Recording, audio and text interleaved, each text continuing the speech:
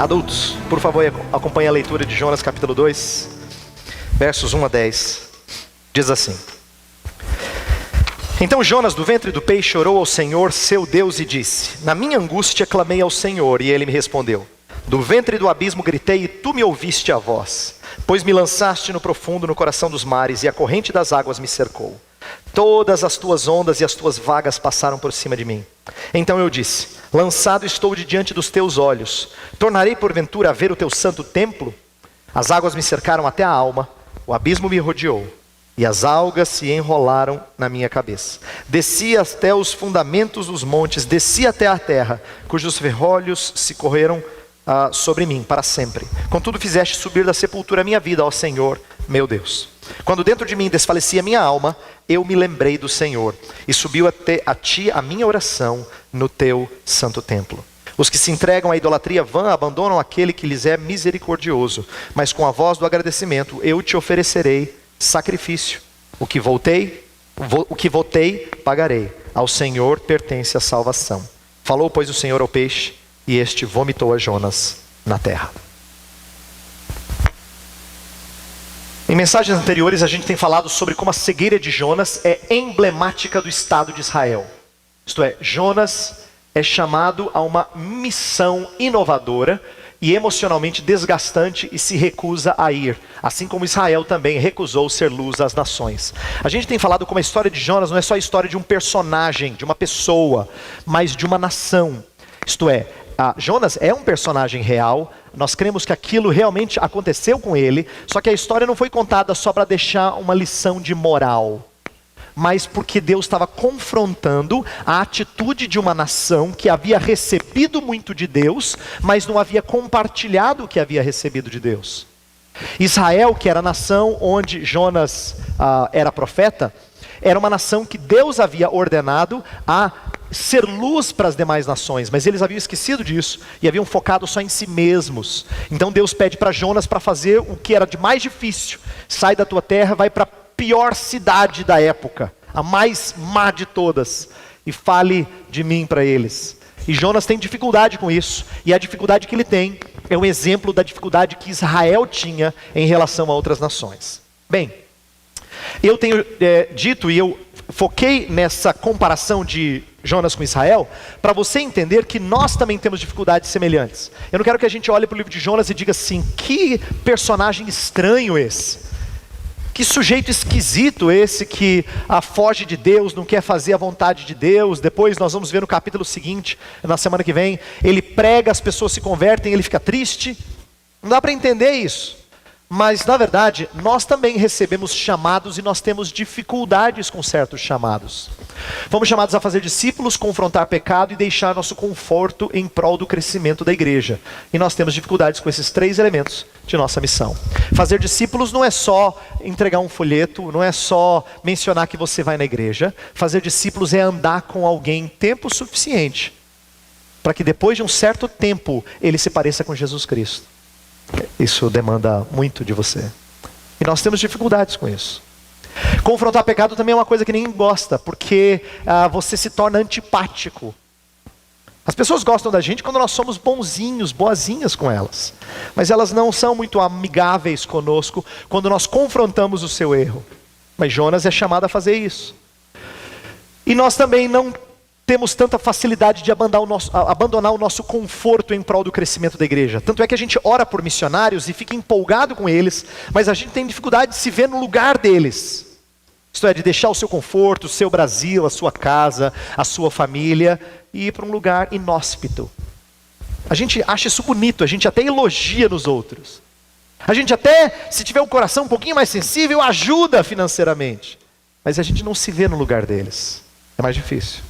Deixar o nosso conforto em prol do crescimento da igreja. Meu ponto é dizer, você e eu não somos muito diferentes de Jonas. A gente tem dificuldades com o nosso chamado também. Nós vimos como Jonas demonstrou insensibilidade própria de ímpio quando a consciência cauterizada gera incoerência de fé e ausência de arrependimento.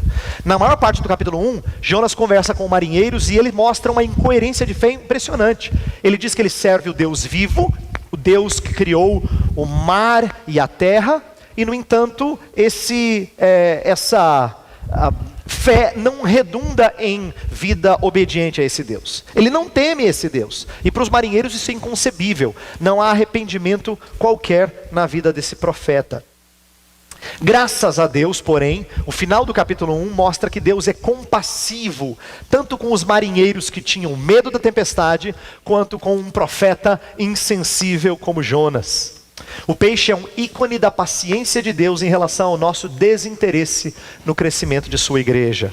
Meu ponto é dizer que o peixe, embora seja uma expressão da disciplina de Deus, é Deus sendo paciente conosco. Ele envia o peixe na vida de Jonas porque ele ainda quer usar Jonas. E Deus faz isso conosco também. Ele ainda quer que nós ouçamos a sua ordem. Por isso é que profetas constantemente são trazidos à nossa vida para dizer: acorda! Se Deus não tivesse interesse mais em você, Ele não mandaria ninguém para te alertar. Se Ele manda alguém para te alertar, é porque Ele quer que você se volte para Ele. Ele quer que você se arrependa e volte à prática das primeiras obras. É por isso que hoje a gente vai trabalhar o capítulo 2 de Jonas, que é o ponto alto da vida dele na história, tá? Jonas é um personagem mal visto, por conta da história que é contada, mas tem um momento em que ele está mais próximo de onde ele tem que estar, que é no capítulo 2, exatamente no ventre do peixe. Nós veremos como Deus balançou as estruturas do profeta desobediente. A minha oração, a nossa oração tem que ser que Deus abale as nossas estruturas, se necessário for, para que nós cumpramos a grande comissão. Eu tenho falado não uma mensagem, mas uma série inteira focado nisso, porque eu quero que Deus faça a nossa igreja abalada, se necessária for, para que nós sejamos mais envolvidos, mais engajados na grande comissão. Então é isso que a gente vai estudar, e eu intitulei a mensagem de hoje de pré-requisitos para ser missionário. Por que que eu estou focando nisso? Porque normalmente nós entendemos missionário como sendo uma pessoa com uma série de qualificações. E nós vamos ver como o capítulo 2 mostra quais qualificações são necessárias para fazer missões. E quando eu falo missões, eu não estou falando só de ir à África, à China ou à Albânia. Estou falando de compartilharmos do Evangelho de Cristo com pessoas que trabalham do nosso lado, moram do nosso lado ou fazem parte da nossa família. Vamos pensar um pouquinho nessas qualificações. Olha só. Se eu perguntasse para você, o que você julga primordial para que alguém seja um missionário, enviado pela igreja para um lugar onde ele tenha que testemunhar de Cristo? Você provavelmente citaria 3 coisas que são justas e boas, e a palavra de Deus, em alguma medida, fala disso. Dom, você tem que ter dom para coisa. A gente fala frequentemente assim, eu tenho que ter habilidade especial para levar o evangelho, para falar. E tem gente que não se julga muito apta. Eu não falo muito bem, pastor. Eu até gostaria que as pessoas fossem na igreja, mas eu não me vejo assim um comunicador como os pastores são. A gente fala de dom, a gente fala de um chamado, né? Eu acho que um missionário tem que ter um chamado especial. Deus tem que convocá-lo de uma forma especial, que seria equivalente a um senso de dever. E nós falamos sobre preparo na palavra. Quantas vezes você se julga despreparado e diz assim, graças a Deus tem os homens preparados na palavra? Veja só, eu estou chamando a atenção de 3 coisas que não são erradas em si mesmas, não são ruins, são boas. Mas eu tenho uma surpresa para você, e foi surpreendente para mim também quando eu aprendi. Jonas tinha essas 3 coisas e não estava pronto para ser missionário. Não é interessante? Ele era profeta. Ele tinha o dom, ele tinha o chamado, e ele tinha preparo na palavra. Eu vou mostrar como ele tinha preparo na palavra. Ele tinha as 3 coisas. Ele tinha as qualificações necessárias, isto é, as habilidades.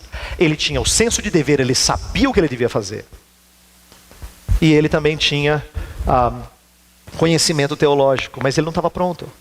Então a pergunta que eu faço, e eu quero fazer ela para você, porque você tem que aprender disso, e eu também. O que você tem que ter para você estar pronto? Se essas 3 coisas que parecem tão chave na vida de um missionário não prepararam Jonas, o que é que você tem que ter para estar pronto? Então nós vamos falar sobre as qualificações do missionário dizendo assim: existe algo mais do que as habilidades, o senso de dever e o preparo teológico para ser um missionário. E o meu ponto vai ser isso aqui, eu vou falar a mensagem inteira sobre isso. é preciso ter profundo senso de pecado e graça. Profundo senso de pecado e graça é que nos impulsionam a falar de Cristo para as outras pessoas. Enquanto essas coisas não lhe baterem na alma de forma impactante, você pode se esforçar, porque você tem senso de dever. Você já esteve na igreja tempo suficiente para ouvir assim: olha, nós temos que falar de Cristo. Você já ouviu isso tantas vezes? Você já foi tão cobrado disso? Então você fala: não, eu tenho que fazer. Igual academia, quando você não gosta. Eu tenho que fazer, senso de dever. Senso de dever não sustenta a gente por muito tempo. Ou talvez você diga assim: não, eu acho que eu não tenho habilidade, mas se eu fizer um curso sobre como evangelizar, talvez eu fique apto. Mas curso não muda você. Curso te ajuda, pode te dar orientações, mas não prepara você integralmente. A não ser que você tenha profundo senso do pecado e da graça, é que você não... Se você não tiver isso, você não vai aprender a ser testemunha de Cristo Jesus. O que eu pedi para as crianças desenharem é isso aqui, ó. Crianças, conseguem enxergar Jonas? Está vendo ali? O que Jonas está fazendo na barriga do peixe? Orando, exatamente. E o que é curioso dessa cena, e esse é um desenho, é claro, é que você imaginaria assim que teria muitos melhores lugares para orar, não é? Dava para orar na igreja, dá para orar no quarto, dá para orar em casa, mas Jonas não era muito bom de oração, pelo menos eu não estava muito bem de oração naqueles dias. Então, o nosso texto começa uma coisa muito interessante. Fala no final do capítulo 1 que ele foi engolido pelo peixe, e o capítulo 2 começa assim: então orou ao Senhor. Em outras palavras, só então é que ele orou ao Senhor. Só lá, no ventre do peixe, é que ele resolveu falar com Deus.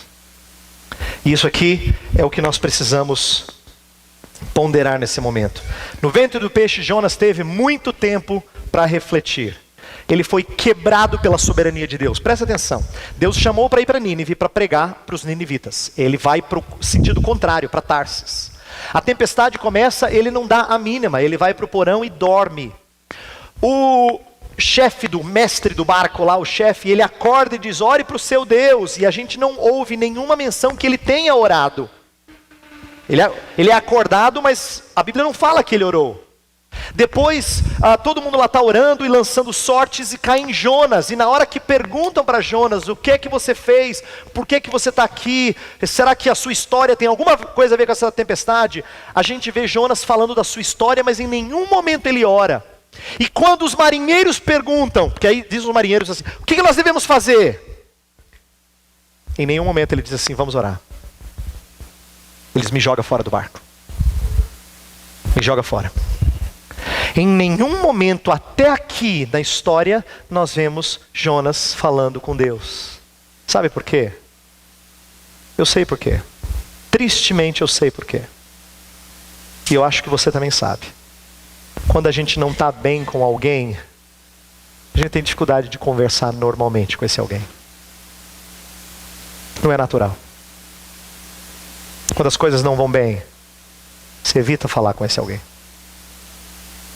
Com Deus não é diferente. Deus é pessoa também. Quando as coisas não vão bem, você diminui suas conversas com Ele. Jonas fez isso. Mas Deus deu tempo para ele. Deus quebrou esse moço, esse homem. Deus foi amassando ele, até que deu a pior experiência de todas. E quando eu falo da pior experiência de todas, que o levou a refletir, a orar, eu quero que você entenda que momentos de aflição, como doença, ou frustração na família, ou na igreja, ou perda de emprego, elas deveriam provocar não murmuração, mas mais tempo de reflexão e oração. Eu e você deveríamos ser prontos a falar mais com Deus nessas horas. Alguns de nós não aprendem bem isso. Por isso que eu preciso lembrar você de novo. Quando as coisas não vão bem, é uma ótima oportunidade para você falar mais com Deus. Ótima. Ótima. Não perca essa oportunidade. Deus está lhe dando tempo para refletir. Deus deu para Jonas um bocado de tempo, onde ele não podia fazer outra coisa, senão pensar na sua vida, refletir e falar com Deus. E o que ele fala com Deus? Qual é o conteúdo da sua oração? Eu vou defender aqui durante toda a pregação que é uma oração de confissão. Mas uma oração de confissão tem coisas diferentes no meio que são importantes, são ricas e benéficas para a nossa vida. Em primeiro lugar, ele fala que ele fez uma palavra, ele deu uma palavra de gratidão. Olha só, com a voz do agradecimento eu te oferecerei sacrifício. No verso 9, no comecinho, ele fala de voz de agradecimento. Pensa bem, agradecimento, você está na barriga de um peixe. Você tem a experiência mais angustiante de todas, como eu vou mostrar aqui, porque ele está plenamente consciente. Ele narra como é que foi lá dentro. É claro que ele não escreveu essa oração lá dentro, porque não daria para fazê-lo. Ele escreve depois que ele sai. Mas ele está narrando como é que ele se sentiu lá dentro. Mas só que ele diz, eu vou proferir gratidão a ti. Gratidão porque mesmo que Deus não o tivesse livrado, Deus lhe dava uma oportunidade para falar com ele, Deus, mais uma vez. Presta atenção. Às vezes, nós temos momentos na nossa vida em que as coisas não vão bem. E se Deus despertar em nós gratidão antes de que elas voltem a estar bem, é sinal que você reconheceu que o mais importante não é as circunstâncias boas, é você estar bem com Deus. E ele agradece a Deus. Fala assim, Senhor, obrigado, porque eu não sei quanto tempo eu vou viver aqui dentro, mas eu posso falar com o Senhor. Posso restaurar meu relacionamento contigo. Gratidão, segundo ponto, esperança. Verso 4, ele fala sobre ver o templo. E é interessante isso, sabe por quê? Porque Jonas é um profeta do reino do norte. E se você lembra da história de Israel, o reino do norte se desvinculou do reino do sul e passou a fazer a adoração pagã desde o início. Eles fizeram um novo templo na capital Samaria, eles constituíram novos sacerdotes e eles esqueceram Jerusalém. Só que Jerusalém era o lugar onde Deus disse que deveria ser adorado. Portanto, lá era o templo genuíno e verdadeiro. E Jonas fala do templo, dizendo assim, eu tinha que voltar meus olhos para Jerusalém. Jerusalém, na mente do cristão do Antigo Testamento, era a sua maior alegria. Ele tem esperança de que Jerusalém, o lugar onde Deus se faz presente, seria a sua alegria. E por último, eu falei que eu ia mostrar que ele tinha conhecimento da palavra de Deus. Sabe por quê? Jonas expressa na sua oração uma série de frases que vem do livro de Salmos. A maioria dos estudiosos dizem que ele picotou, por assim dizer, trechos de salmos e costurou numa poesia, numa oração. O que ele está fazendo aqui que é importante? Na verdade, ele está trazendo à memória o que lhe pode dar esperança. Isso só vem à sua memória se você guarda no coração as tuas palavras para não pecar contra ti. Você só tem como trazer à memória as coisas que você semeou lá. Se você não gastou tempo semeando o que serve, o que presta, não vai vir à memória o que presta na hora da sua aflição. Você não gastou tempo. Você não dedicou-se a alimentar dessas coisas. E é por isso que não é possível vir à memória o que te dá esperança. Mas para Jonas veio. Ele teve nos lábios o que foi semeado no coração. E eu creio que Jonas se arrependeu genuinamente. Eu digo isso porque alguns não acreditam que Jonas está arrependido aqui. E eu preciso falar sobre isso porque essa é uma área difícil da gente entender. Tanto a nosso respeito quanto em relação ao próximo. Então presta atenção nisso. Alguns dizem assim, olha, eu não acho que Jonas está arrependido. Por uma série de elementos da sua oração. E a maioria, no âmbito popular, por exemplo, vai dizer que Jonas não está arrependido pela forma como ele age depois. Isto é, Jonas logo em seguida prega para Nínive, Nínive se transforma e ele fica irado, portanto ele não está arrependido. Então eu quero chamar a atenção de duas coisas. Primeiro, olha os elementos que apontam para mim, para a genuinidade do seu arrependimento. No verso 7, eu acho lindo esse verso. Ele fala assim, ó. Quando dentro de mim desfalecia a minha alma, eu me lembrei do Senhor. E subiu a ti a minha oração. E subiu a ti, eu me lembrei do Senhor. Quando a minha alma desfalecia, eu me voltei para o Senhor. Essa é uma expressão de arrependimento. Quando as coisas não iam bem, eu lembrei do Senhor. Eu lembrei que eu não estava correto com o Senhor. e eu me voltei a ti em oração. Esse é o espírito de um coração quebrantado. E no verso 9, ele faz uma coisa importantíssima se guardar. Olha só o que o texto fala no verso 9.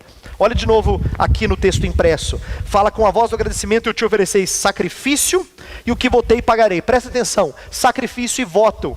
Sabe por que isso aqui é importante? Porque são as duas coisas que os marinheiros ofereceram no final do primeiro capítulo. Quando eles lançam Jonas e tudo é acalmado, e diz que eles temeram ao Senhor extremamente, em extremo, muitíssimo. O que eles fizeram? Sacrifícios e votos. Postura de culto é uma expressão de quem está genuinamente arrependido. Jonas não sabe se vai sair da barriga do peixe, mas ele está desejoso de oferecer-se ao Senhor. E ele faz um voto ao Senhor. E o texto não diz qual voto, mas eu tenho a impressão que eu sei. Do tipo: se o Senhor me livrar daqui, eu vou. Eu não queria ir, mas eu vou. Sacrifícios e votos, postura de culto e compromisso. E presta atenção então na lição que a gente tira com isso. É importante você e eu aprendermos isso. Arrependimento pode ser real, ainda que não seja perfeito. Todos nós, eu inclusive, temos momentos na nossa vida em que a gente se arrepende de algo, não dura muito tempo e a gente volta a praticar certos erros. Mas não é verdadeiro, genuíno a gente dizer que nós não nos arrependemos. Porque o Salvador falou que se um irmão pecar contra ti e se arrepender e se voltar para ti 7 vezes no mesmo dia, o Senhor perdoa. Se Jesus fala de 7 vezes no mesmo dia, é porque ele parte do pressuposto que alguém pode falhar e se arrepender genuinamente, ainda que ele falhe rapidamente de novo. Com isso eu não estou defendendo nenhum tipo de postura relaxada de nossa parte. Eu só estou dizendo que é isso que nos ajuda a entender por que nós somos tão esquisitos aos nossos próprios olhos. Você não se lembra de momentos em que você se arrependeu de verdade? Depois você não fez de novo? Nós somos assim. É possível ter arrependimento genuíno e não ser perfeito. Porque arrependimento, eu vou dizer aqui no resto dessa mensagem, não é uma atitude única na nossa vida. É uma prática constante na nossa vida. Precisa ser constante na nossa vida. Jonas fala assim, pois me lançaste no profundo. Ele diz isso no meio da sua oração. Isso aqui é bem característico daquilo que ele está sentindo. No verso 5 ele narra a experiência agonizante. Ele fala assim, as águas me cercaram até a alma, o abismo me rodeou e as águas se enrolaram na minha cabeça. Ele está dando descrição literal do que aconteceu. Ele diz: eu quase morri afogado inúmeras vezes por dia. Era breu como eu nunca vi. E quando eu achava que eu tinha um espacinho para respirar, era alga me cercando. Ele está narrando um pouco da angústia que ele sente o tempo todo.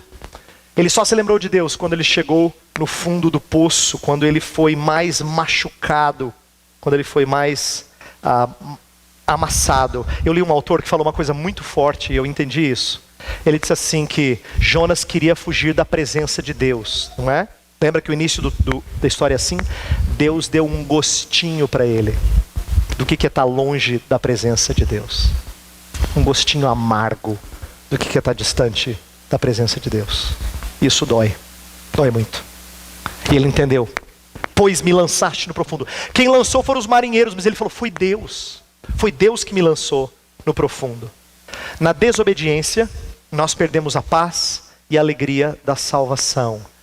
Quando eu falei que um dos pré-requisitos de ser missionário é senso de pecado, é porque Deus precisa fazer-nos cientes dos nossos erros na hora que nós estamos pecando.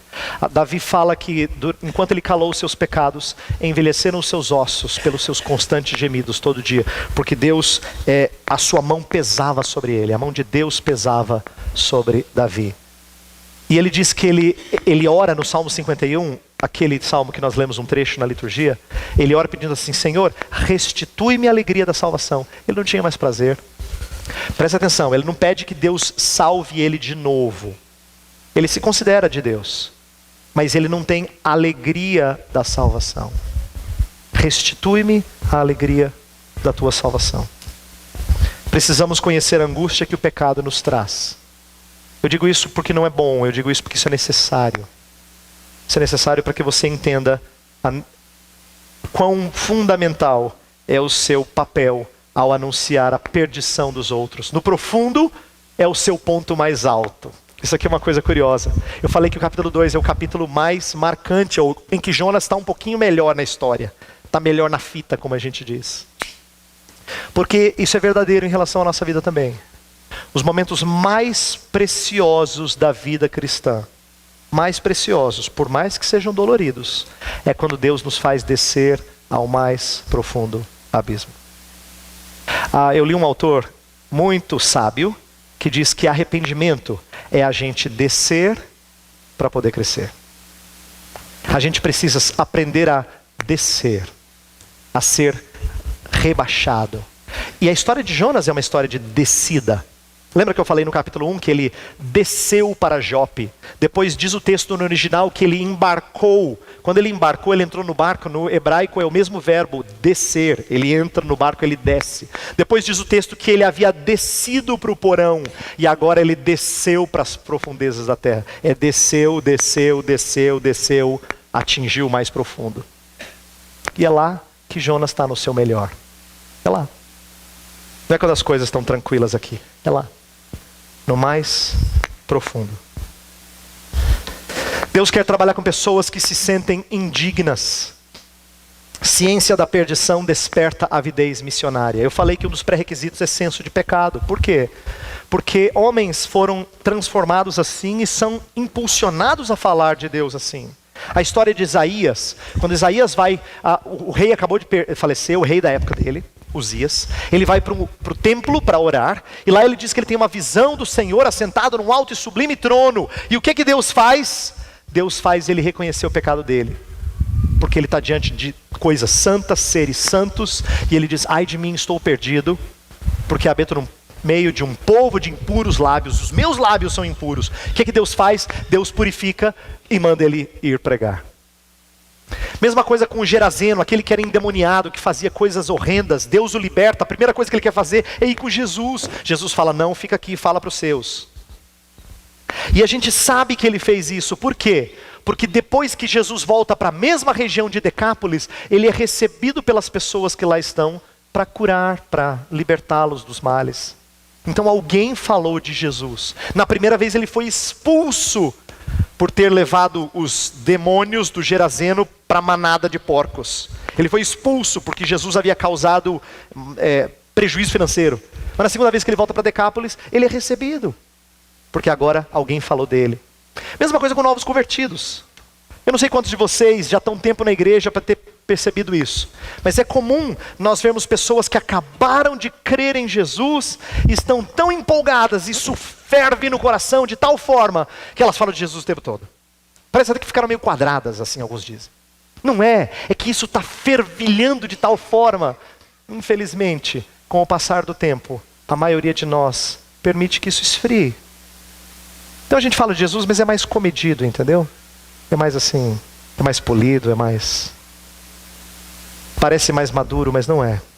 Por isso que a gente cantou: eu quero voltar ao primeiro amor. Quem está apaixonado, a ideia de primeiro amor é quem está vibrando, quem está apaixonado fala da sua paixão, né? A ideia de você estar assim, pensando nessas coisas o tempo todo, isso não sai da sua cabeça. Deus quer que a gente esteja assim com as coisas dele. E se nós não tivermos profundo senso de pecado, a gente não vai estar. Se isso não bater forte, não bater lá no profundo, você não vai estar, por mais que você tente. Só que eu não posso falar só de senso de pecado, porque é muito melancólico. E Jonas não fica eternamente na melancolia. Pelo contrário, a oração dele é muito bonita. Ele fala assim: quando desfalecia minha alma, eu me lembrei do Senhor. Eu acho lindo esse texto. Verso 7. Eu me lembrei do Senhor e do teu santo templo. O que ele está dizendo aqui? Ele está dizendo assim, meu coração não ficou na melancolia há muito tempo. Eu tive paz com Deus, eu confessei o meu pecado, e a minha iniquidade eu não mais ocultei. A minha alma que estava em sequidão de estio, agora estava para cima. Eu conseguia falar dessas coisas sem ter o peso do pecado no meu coração, porque agora eu estava perdoado. É assim que Jonas ora. E é assim que a gente tem que orar. E se você não experimenta isso, você não está pronto. Eu sinto te dizer, você não está pronto. Você pode fazer curso, você pode achar que você tem as habilidades, você não está pronto. O Deus compassivo poupa o penitente que ora. Ele fez isso com os marinheiros, lembra? Eles oraram, Deus poupou. Ele vai fazer isso com Jonas e ele vai fazer isso com os ninivitas. É a repetição da história, o tempo todo. Aquele que ora, Deus é compassivo e ele recebe de volta. Deus é misericordioso e Ele quer que nós acheguemos a Ele. Eu queria que você entendesse uma coisa. Você pode achar que você já foi salvo por Jesus, mas enquanto você não experimentar essas coisas continuamente, você não está pronto para participar do crescimento da igreja. Não está. Enquanto essas coisas não forem experimentadas por você regularmente, você não está pronto para participar disso. Isso tem que ser parte do seu viver, experimentar a salvação do Senhor, pecado e graça. Eu quero terminar fazendo uma perguntinha que às vezes as pessoas colocam. Muita gente questiona a historicidade de Jonas, porque dizem assim, será que é possível? Será que é possível alguém ficar na vento do peixe 3 dias, 3 noites, depois ser vomitado vivo? E com condições de ir para Nínive e pregar? E aí tem os argumentos prós, contra e tal. E eu tenho aprendido uma coisa. Alguns comentaristas que eu leio falam assim, não, nós temos histórias registradas de homens que foram engolidos por grandes tubarões ou grandes baleias e mataram o bicho e ele sobreviveu. E é verdade, tem mesmo. Mas eu não quero que você olhe para isso e diga assim, tá vendo? É possível. Por quê? Eu não quero que você entenda Jonas como sendo uma história plenamente natural. Deus pode ter preservado Jonas, e eu acho que Deus preservou Jonas sobrenaturalmente. Por que eu quero que você entenda isso?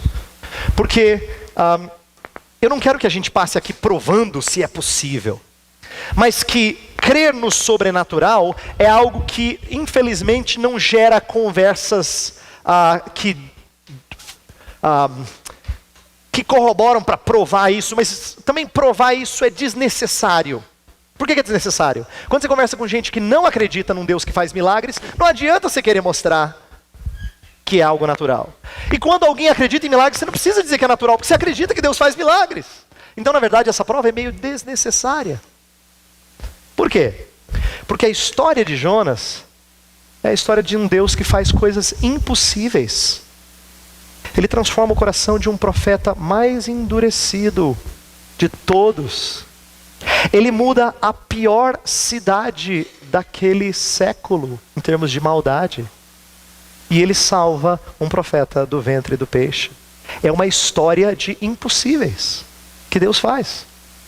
Portanto, eu queria que você focasse nisso e prestasse atenção num último impossível, que esse é o mais bonito de todos. E a gente tem que deixar o melhor para o final. Eu queria que você lembrasse como é que Jesus Cristo usou essa história. Uma vez Jesus estava fazendo milagres, e aí os fariseus disseram assim, Jesus, faz mais um milagre para a gente acreditar no Senhor.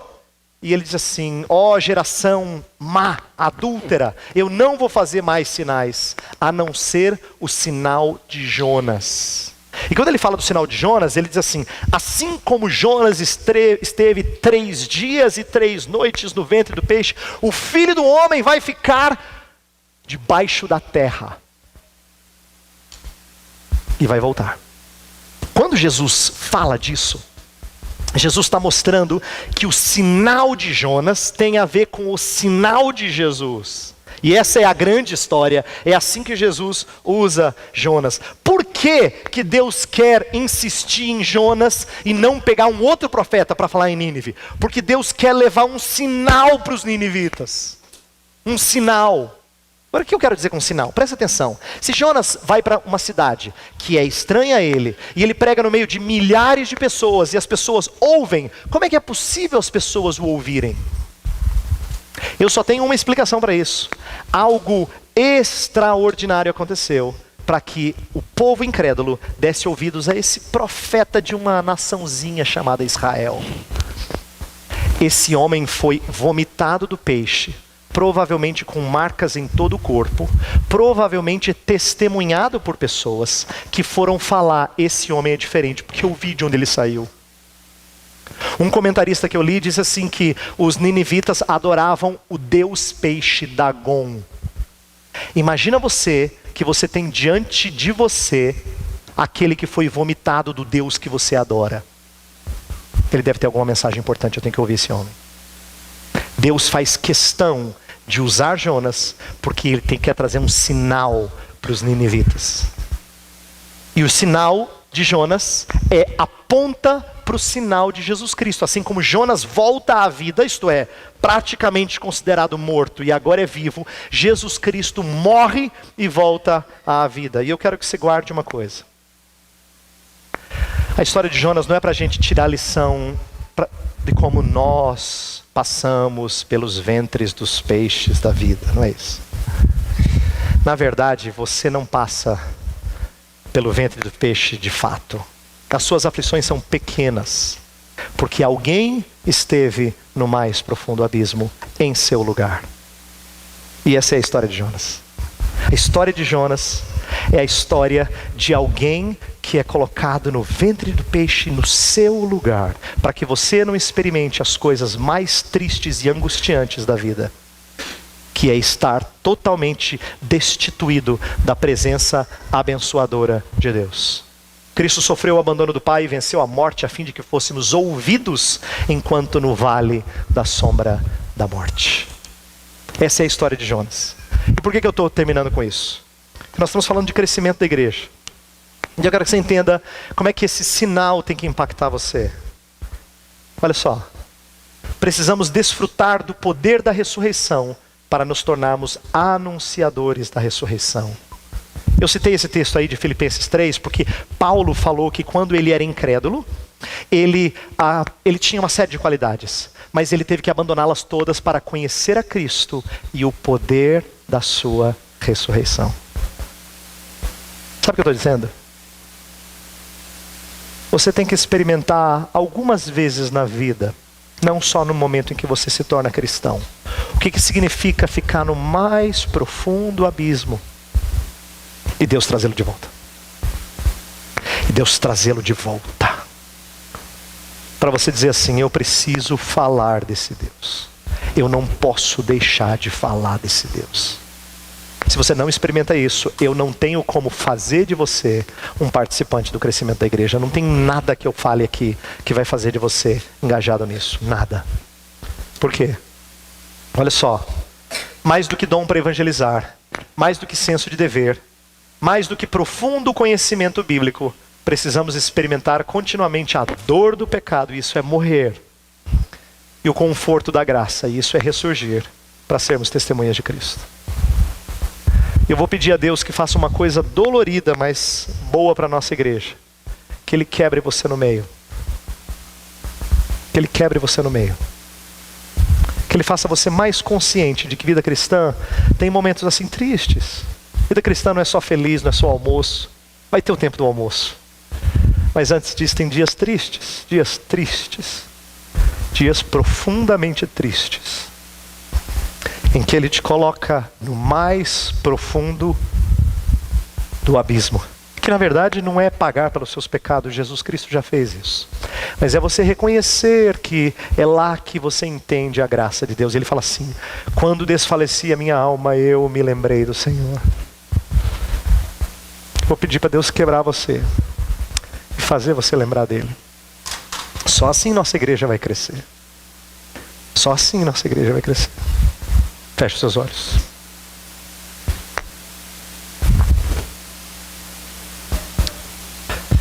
Ó Senhor, Tu és o Deus da nossa salvação. E a Tua palavra fala que ao Senhor pertence a salvação. Por isso a nossa oração nessa manhã é que Tu nos quebres. Nos faça um vaso novo. Vaso de bênçãos, que leve a mensagem de amor a todos aqueles que não Te conhecem. Eu sei que isso dói, Senhor, mas a nossa vida é para o Senhor.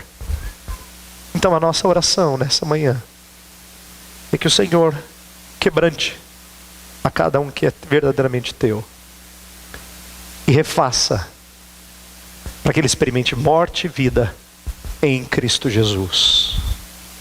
E ele tenha da graça necessária para falar desse Cristo a quem ainda está perdido e não entendeu a mensagem do Evangelho. Comove-nos, Senhor, e levanta-nos para que sejamos um exército anunciador das boas novas do Evangelho. Oramos em nome de Cristo. Amém.